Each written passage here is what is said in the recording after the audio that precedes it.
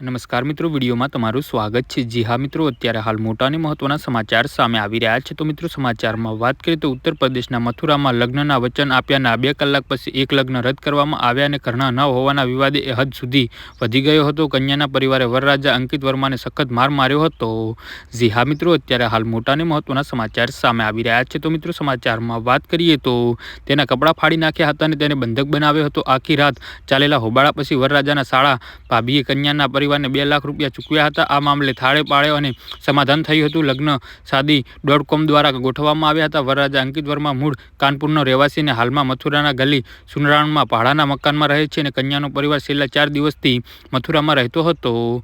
જી હા મિત્રો, અત્યારે હાલ મોટા અને મહત્વના સમાચાર સામે આવી રહ્યા છે। અહેવાલ અનુસાર વરરાજાના પિતાનું અવસાન થયું હતું અને લગ્નની વિધિઓ પછી કન્યાએ ઘરેણાં ન પહેરવા અંગે વિવાદ થયો અને પરિસ્થિતિ હિંસક બની ગઈ હતી।